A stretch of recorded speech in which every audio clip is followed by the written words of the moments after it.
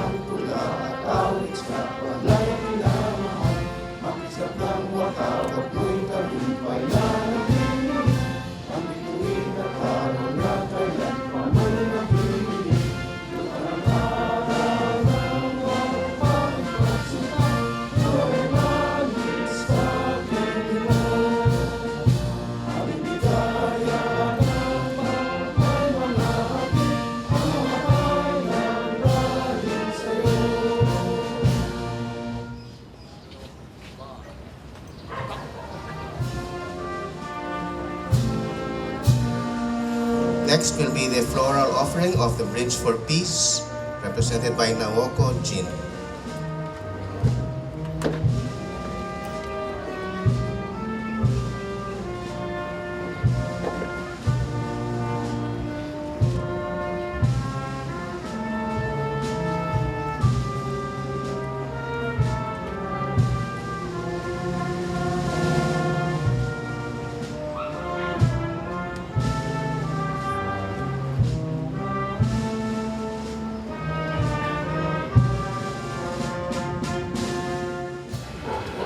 Again, ladies and gentlemen, and again, welcome to the formal program for this morning. I would like to request the audience to please stand for the invocation. Prayer for victims and perpetrators of injustice. For all those who have fallen victim to hatred and inhumanity. For those loved ones who are left behind to mourn.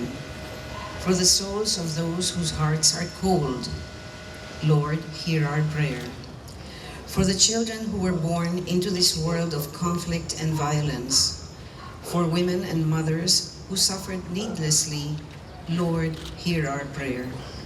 For the healers who found the courage to tell the world their truths about the Battle of Manila.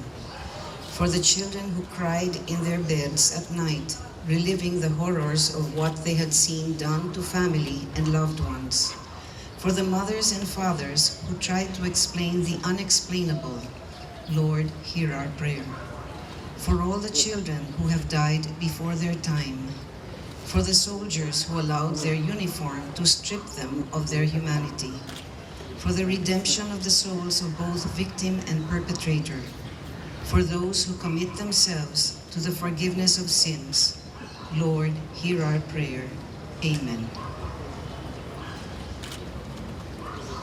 Please remain standing for the ceremonial tolling of the bells. We have one veteran, Enrique Lim, and we have a student, Isabel Luis Magale, representing different generations and representing the war.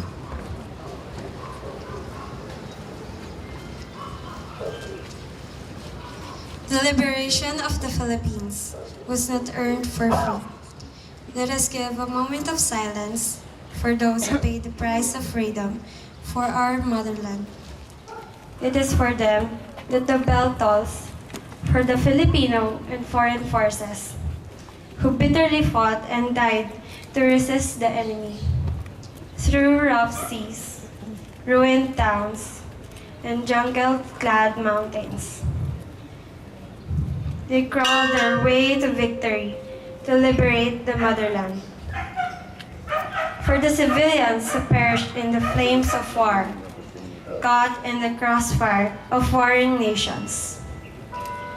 Nostalgic of the past, uncertain of the future, they endured through sickness and starvation in the hopes of a peaceful tomorrow. For the women and children, tortured and killed in the most atrocious ways, may their harrowing stories never be forgotten and ignored. Justice alone can give them rest. For the living veterans who carry the stories and legacies of bravery and valor, especially of their fallen comrades. Through them, we learn the heroism of Filipinos. Even the smallest and simplest contributions they gave for the motherland. Their presence is an honor for all of us. We will remember those who fell in the night, so we may rise to see the dawn. They gave us life and liberty, as well as the duty to cherish and defend them, like they did 75 years ago. In the present, let us work for the peace that our forebears fought and died for.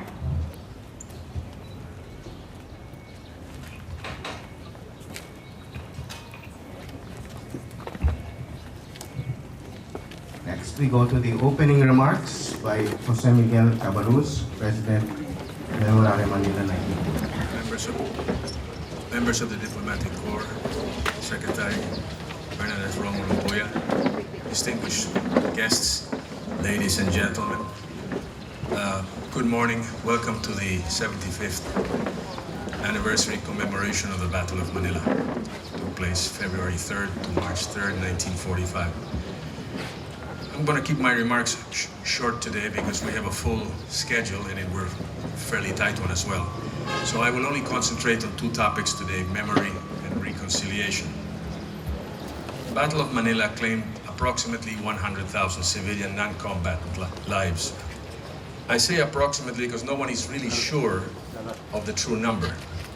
The names of the majority of those killed have never been established.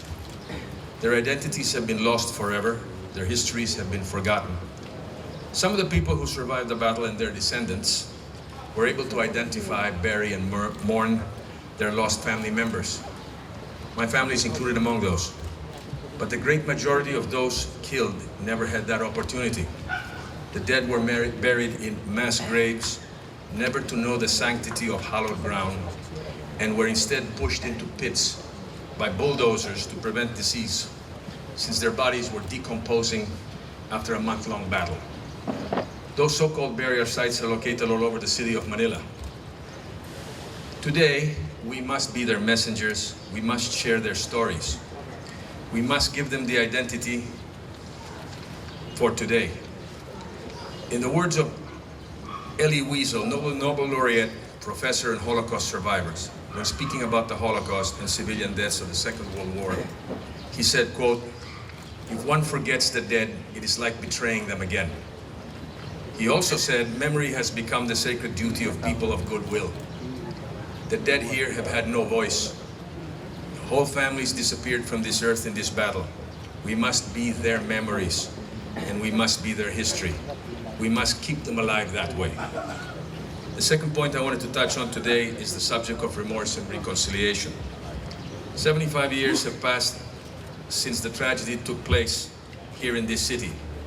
We here commemorate and remember that awful event year after year. Today we have representatives of groups who went through that battle, survivors, children of survivors, guerrillas, representatives of other nations who fought in that battle. But we're still missing one representative, the government of Japan. I would like to see one day full reconciliation among all parties involved in that battle. That would require first a show of remorse and then reconciliation. We've seen examples of other World War II memorials, other World War memorials actually, where all parties to those battles and conflicts have come together, once as enemies, now friends. Pearl Harbor in Hawaii, Normandy in France, Gallipoli in Turkey. The Battle of Manila is different from those in that the majority of the casualties were non-combatants. But to close the circle, I wish to see the government of Japan represented here. Perhaps one day it'll happen. We have a Japanese organization, the Bridge of Peace, who have come here to commemorate and mourn with us for many years now, precisely to achieve a measure of closure. I thank them for that, and hopefully the government of Japan will do the same. And that's about the speech I'm going to make today. But anyway, before closing, I need to thank several people and groups for the help and support that they have extended to us, not only this year but in the past. Philippine Navy and Commander Flordelisa Villaseñor. They're here every year. They show us the colors, they help us with the wreaths, honor our dead with a gun salute and play taps, and we need to thank them for that. Mr. Guillermo Asido of the Intramuros administration for all their support. This Plazuela and all in it fall under their purview, and their help is greatly appreciated. City of Manila for having put up a wreath and a banner here on the 3rd of February, the day Manila commemorates the battle. I attended that commemoration, and afterwards I passed by here. I was pleasantly surprised to see the banner and wreath. Thank you for that. Of course, our guest speaker, Secretary Bernadette Romulo Puyat, for agreeing to be our guest speaker. I know she's very busy, and these are trying times, and agreeing to come here today is a big thing for us. Thank you for that. Thank you also to the Bridge of Peace people, Naoko Jin, for being here every year. I don't know how many years they've been here, but they've been here every year, and we have to be grateful for that, for being here. I also want to thank Desiree Benipayo, because none of this would have been able to be achieved today without her great work and help. And so thank you, Des. Also want to recognize members of MEMORARE, the family of our first president, Ambassador Juan Jose Rocha, Mrs. Lourdes Montinola, our second president, Rod and Consuelo Hall, Albert Montilla, Benito Legarda, John Orendine, Isabel Wilson, Ernesto Rufino, Leslie Murray. I would like us all to give them a big hand for being here today.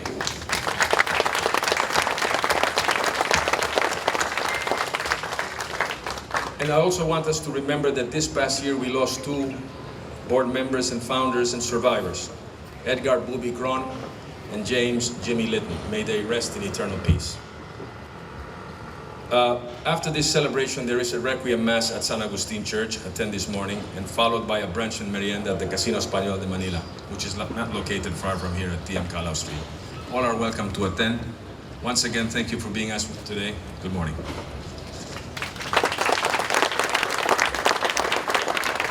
We now go into the short messages part of the program. And first, I'd like to invite Chairman Rene Escalante, National Historical Commission of the Philippines, to deliver a short message.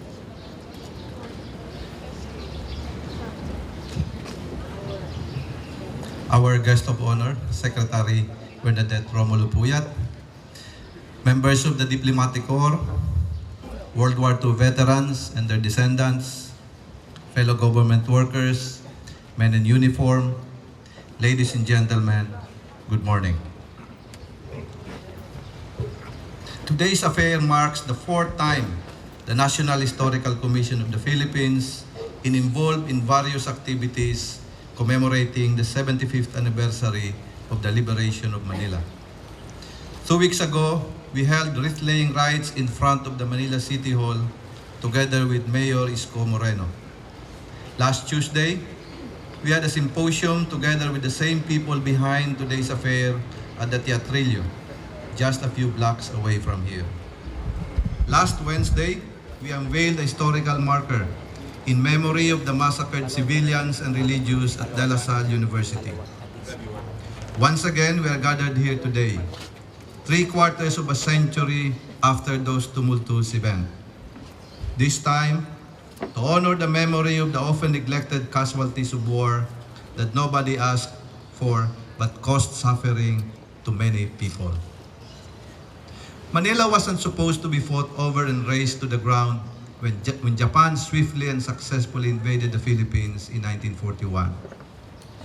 USAF Commander Douglas MacArthur promptly declared Manila an open city to spare it from needless destruction.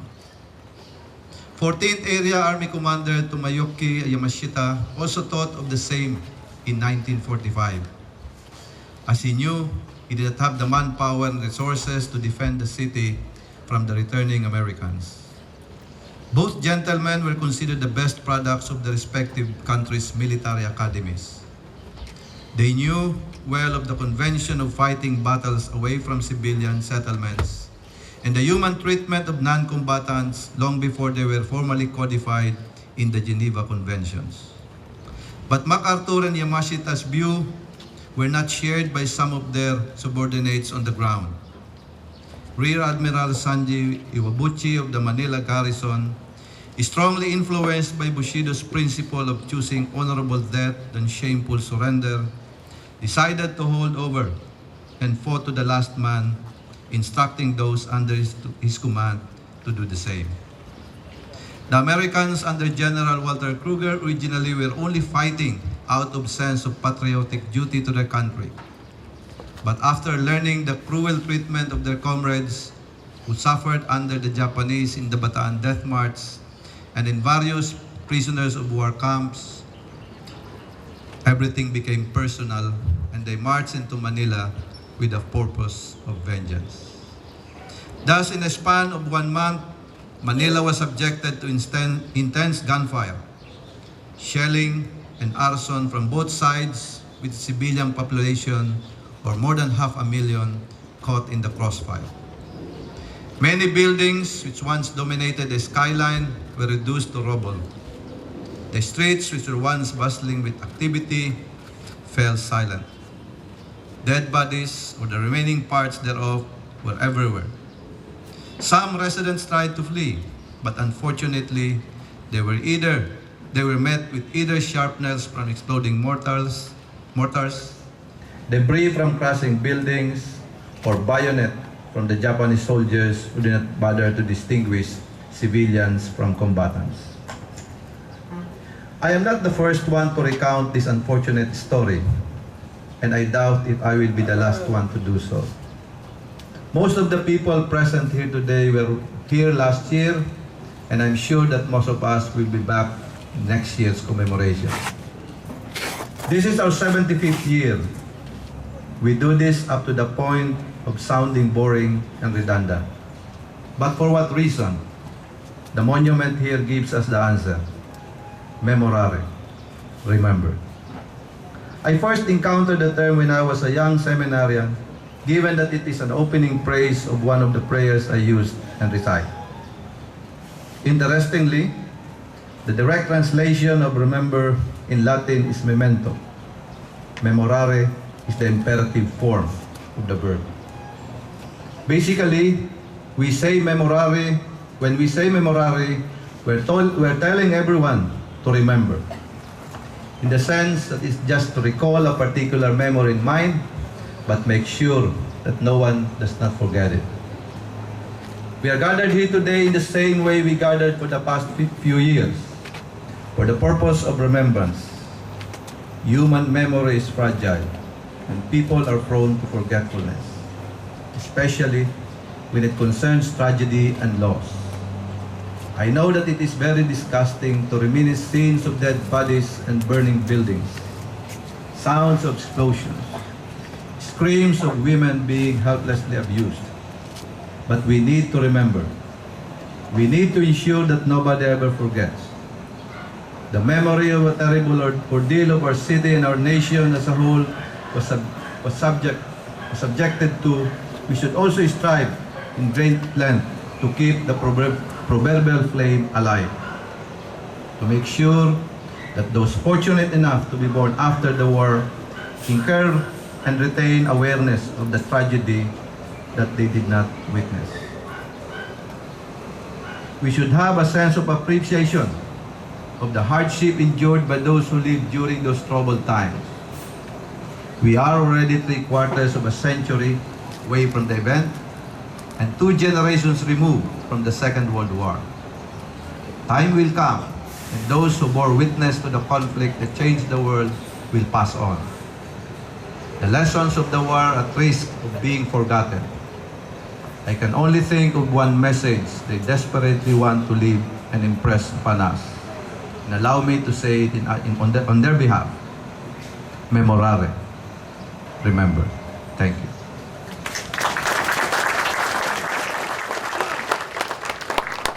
you for that message, Chairman Escalante. We now go to the second message from the U.S. Embassy, the Deputy Chief of Mission, John C. Lune.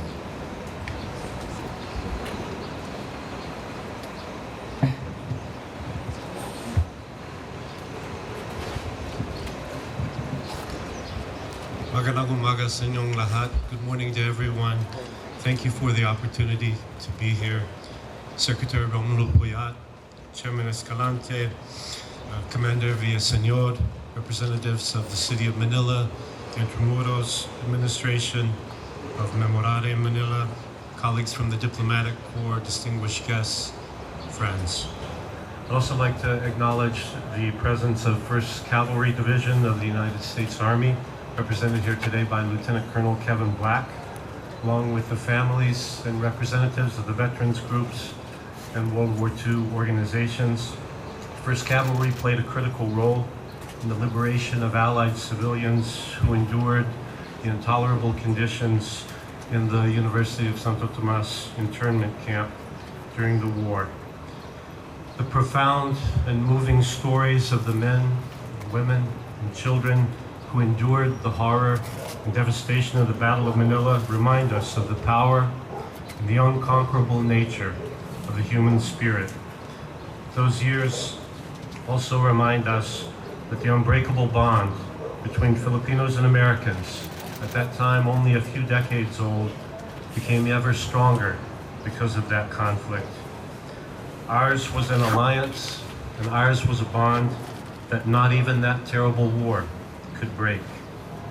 Immediately after the war, Filipinos and Americans together began rebuilding the city of Manila, not just the buildings and the hospitals and the markets and the roads and the streets and the homes, but also the lives of the people who had suffered so much. In September 1945, just days after the end of that conflict, Dr. Jose Reyes, then the Cabinet Secretary of President Osmeña, presided over a ceremony opening the first United States Library in Manila, known as the Thomas Jefferson Information Center. That library, for decades, continued to be a center of learning and cultural exchange and a testament to the enduring U.S.-Philippine friendship. Less than 3 years later, Vice President Quirino signed an agreement with the United States establishing the first memorandum for a program of mutual understanding and educational and cultural exchange between our two countries. That agreement established the U.S.-Philippine Fulbright program, which is today the oldest continually running Fulbright program in the world. It is our flagship exchange program with every country in the world. The Philippines has the honor of being the primary partner in that program. For decades, the best and brightest Philippine and American students and scholars and researchers came together. They worked and learned and taught together.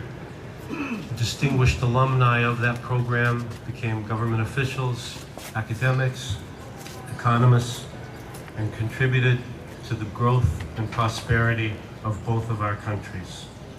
Together, Filipinos and Americans endured the trauma of World War II. Together, learned from their experience, and as Chairman Escalante said, we will never forget. The ties between the American and Filipino people are not merely a relic of a bygone era.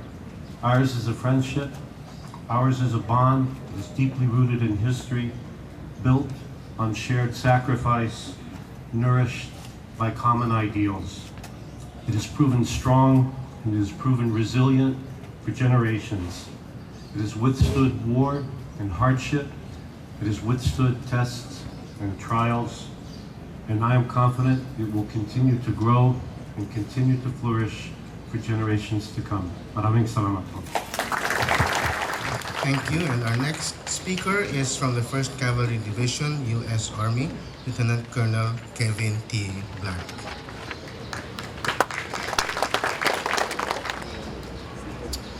I'd like to start by thanking all of y'all for inviting us here to represent the 1st Cavalry Division in the United States Army. We cherish the shared history that our nation shared.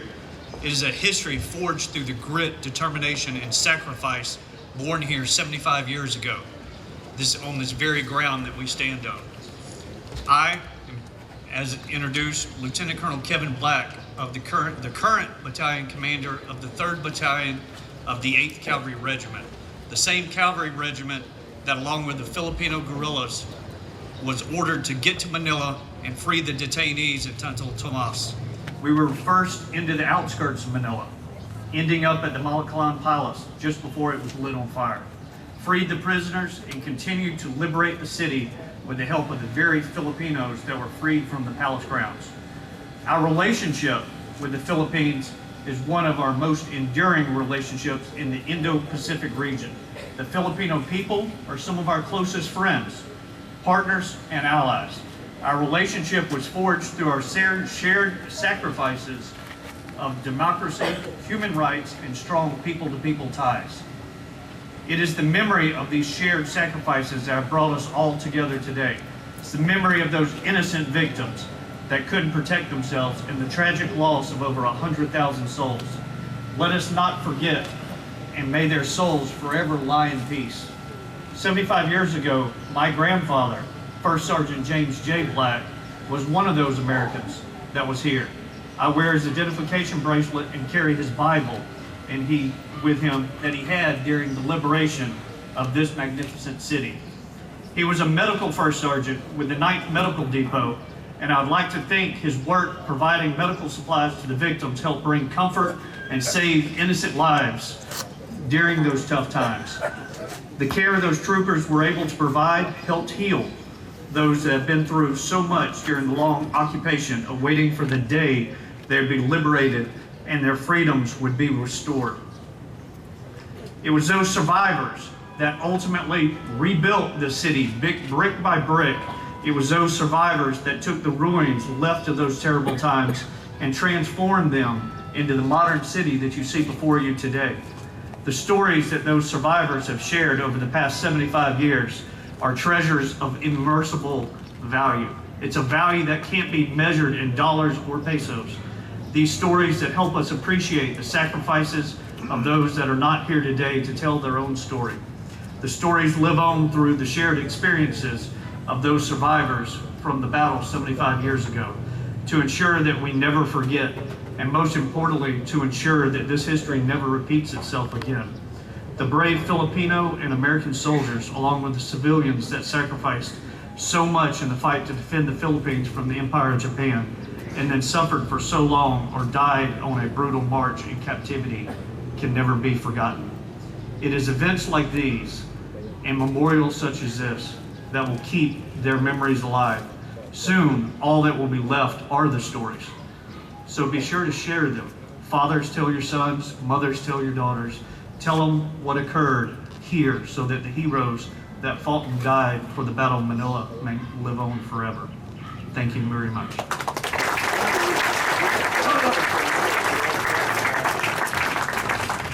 Then we'll call on the Bridge for Peace.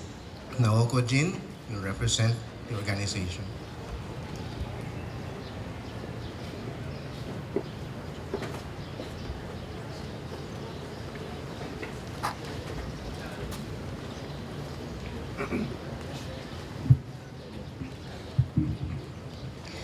Magandang umaga po. Good morning, ladies and gentlemen. It is my great honor to be here as a Japanese who invaded the Philippines 75 years ago. First of all, I would like to share my personal experience back in the year 2000 when I was a university student in Japan. My professor, Mr. Amemiya, wanted his student to be exposed to the reality of the war, what happened here in the Philippines. So he had been bringing Japanese students every year for about 20 years, and I was the 14th batch in the year 2000. It was really life-changing experience for me. I've met so sad stories. One lady came up to me and said, I didn't want to see any Japanese.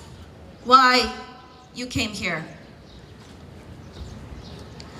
Her husband was captured by a Japanese soldier and never came back. She had anger and hatred in her heart. And the other day, we visited a mayor's office in Isabela City. While we introduced ourselves and we were explaining the purpose of the visit, the mayor, Emilio Montalvo, was full in tears. And he said he was the victim of the Battle of Manila. His father was bayoneted in front of him and died. And also his families and relatives were killed in front of him. It was really heartbreaking to know the reality of the war. Of course, we had preliminary studies in Japan and learned what happened here in the Philippines, but the reality was more cruel than what we had imagined. After the trip, when I came back to Japan, I decided to meet former soldiers who were stationed here in the Philippines because I wanted to know why they were so cruel. I've been interviewing more than 300 Japanese soldiers in Japan, and some of them really regretted what they had done. Some of them said they still have nightmares. I thought the war makes men crazy.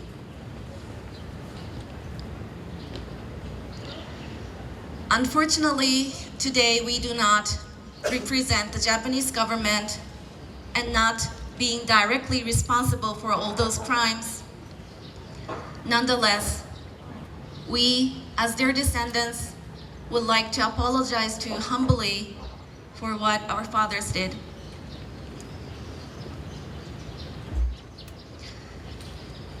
And last, I need to talk about Mr.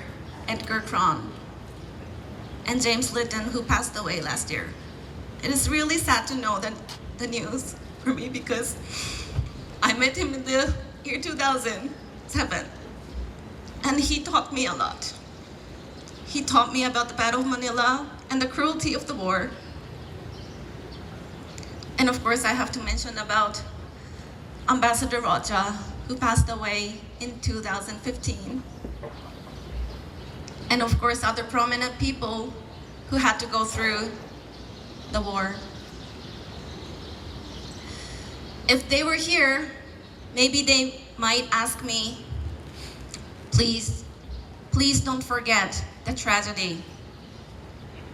So not to forget the tragedy, I believe the education is the key. We, Bridge for Peace, is trying to educate the Japanese younger generation back in Japan. I've been organizing this organization, now it's 15 years now, and many young Japanese generations started to join this advocacy. Some of them became teachers, and the others became newspaper reporters saying that they would like to pass on the history. Not yet, but maybe in the future, one of them might become a government officer, and I hope in the future they will come here to officially apologize as a Japanese government. That is also my hope. And I would like to see the world without any war in any country. Maraming salamat po. Thank you very much.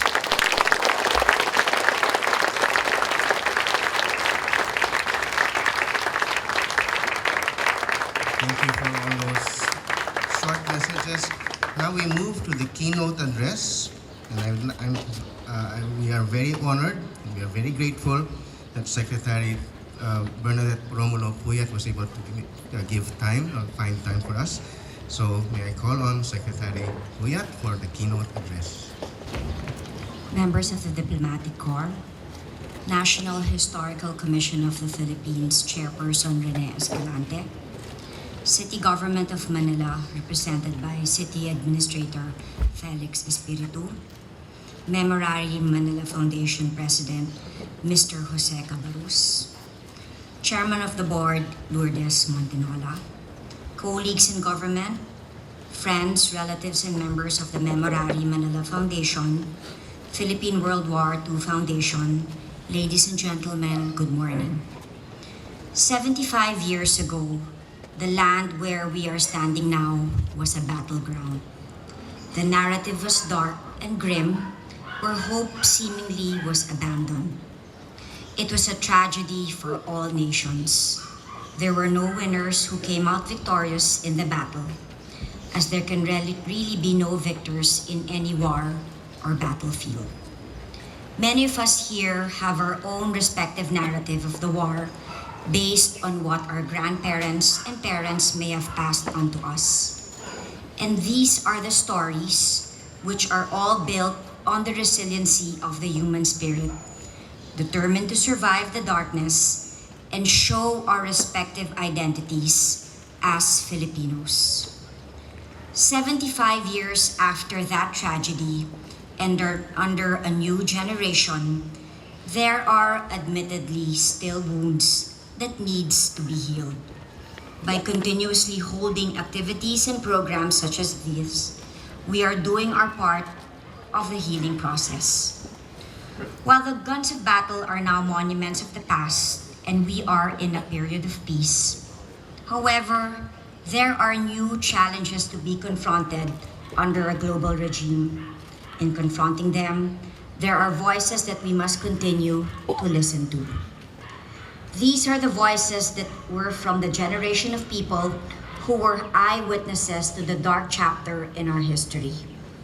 We should not disregard these voices, for they are the ones who know our history and why we are enjoying the liberties we now enjoy.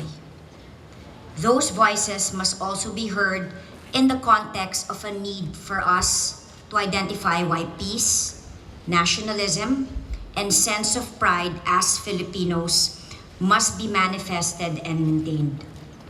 My own granduncle, Carlos P. Romulo, was one such voice. He was a person during the Second World War who was an eyewitness and, as he stated in his book, walked with heroes.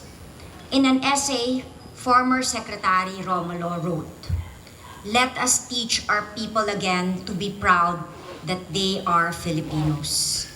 Let us teach them to realize anew that being a Filipino means having as rich and noble a heritage of language, culture, patriotism, and heroic deeds as any nation on earth. Let us teach a steadfast faith in divine providence, a stable family institution, the unhampered enjoyment of civil liberties, the advantages of constitutional government, the potentials of a rich and spacious land." We in the Department of Tourism believe in the power of a narrative, particularly in the areas of history, culture, and heritage. They build the identity of the Filipino, which we believe is our unique product for tourism. We in the department stand with you in remembering the lives lost, the lessons learned, and the valor of the sons and daughters of nations. In remembering, we bring value to their sacrifices. Years from now, there may be new narratives to be told, but what is essential is that we do not lose or close chapters in our history under different intentions. 75 years from now, there will be different sets of personalities who will stand here, but the narrative of remembering must not change. We must continue telling the story, but in the context of learning that peace is shared by all and must be sustained. That is our obligation to the next generation. Thank you very much.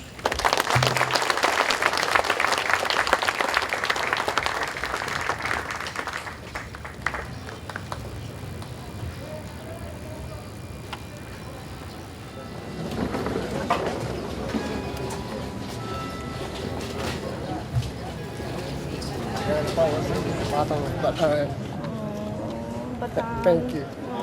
I've heard many stories about Bataan. And I never found out until only last month. Oh, you mean? My dad never told us the story. Oh, that's so sad. And last year No, they all passed away. So you didn't know that you're... No. Oh, no. Yeah. So it was last year that you Yeah, first... and also my another grandfather was in Corregidor. See, I've been to Corregidor many Yeah. times. Yeah. Thank, It's a sad thank island, you for yeah. that speech. No, thank It you. was- Thank it you was for very, saying that. very nice. Thank you. Yes, thank you also for that speech. Thank you very much, sir. My father was a veteran. He did collections. For the So he was in Bataan.